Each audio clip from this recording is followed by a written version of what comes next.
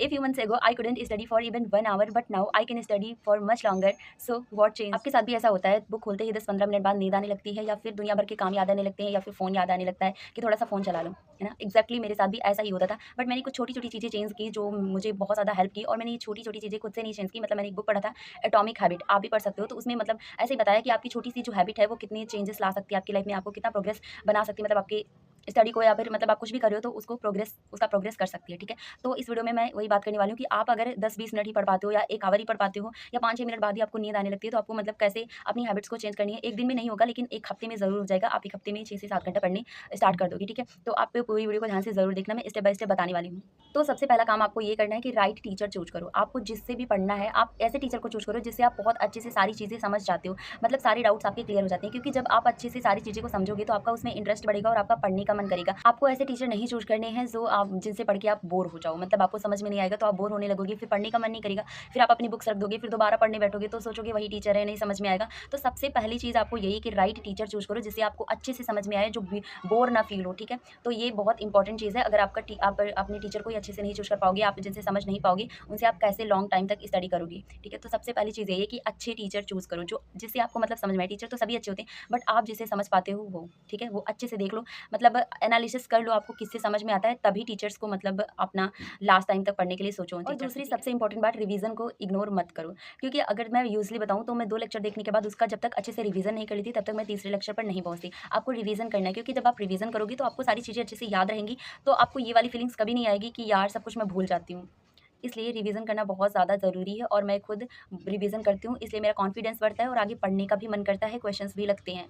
तो रिवीजन सबसे ज़्यादा इंपॉर्टेंट है। हम लोग क्या करते हैं कि कोई चैप्टर स्टार्ट करते हैं, तो हमने देख लिया कि इसका 10 लेक्चर है, तो हम टारगेट बना लेंगे कि 10 लेक्चर है तो इसको मैं 2-3 दिन में खत्म। ऐसा नहीं करना है, आप 2 लेक्चर देखो या आपकी जितनी कैपेसिटी है देखो, लेकिन आप उसको रिवीजन करके फिर दूसरे लेक्चर पर बढ़ना है आपको। मतलब 2 लेक्चर साथ में रिवीजन करो या 3 लेक्चर साथ में रिवीजन करो, बट रिवीजन आपको करना ही करना है, ताकि आपको सारी चीज़ें याद रहेंगी, और जब आपको सारी चीज़ें याद रहेंगी तो आपका कॉन्फिडेंस बढ़ेगा, ठीक है? और तीसरी सबसे इंपॉर्टेंट बात, हावर्स के पीछे मत भागो। मतलब बहुत सारे लोग ऐसे होते हैं कि मैंने इतनी घंटे पढ़ाई की, इतने घंटे, मतलब घंटा देख के पढ़ते हैं कि इतने आवर्स मुझे पढ़ाई करनी है। आप हावर्स के पीछे मत भागो, लेकिन एक चीज़ है, अगर आप टाइमर लगा के पढ़ते हो, टाइमर लगा के, तो आपकी जो कंसिस्टेंसी है थोड़ी बढ़ जाती है, खुद से बढ़ जाती है। आप उसको देखा करते हो कि अभी इतना टाइम हुआ, इतना टाइम और पढ़ लेते हैं, तो मतलब ये बीच की बात ही मैंने ऐसे ही बोल दिया। टाइमर मतलब अगर आपके पास नहीं है तो आप ले सकते हो। तो सुनो, मैंने क्या बोला कि आवर्स के पीछे मत भागो, मतलब आपको बस ये सोच के स्टडी करनी है कि कल से थोड़ा बेटर पढ़ना है। धीरे-धीरे स्टडी आवर्स अपने आप ही बढ़ने लगती हैं, जब आपको सारी चीज़ें समझ में आएँगी। आप ऐसे टीचर से पढ़ोगे जो आपको बोर नहीं फ़ील होने देंगे, और आपको सारी चीज़ें समझ में आएँगी। आप रिवीज़न करोगे, आपको सब कुछ याद रहेगा, तो आपका कॉन्फिडेंस बढ़ेगा, तो धीरे-धीरे आपका स्टडी आवर्स भी बढ़ेगा, ठीक है? एक बात जो सभी एस्पिरेंट नोटिस किए होंगे, और सभी के साथ ऐसा होता होगा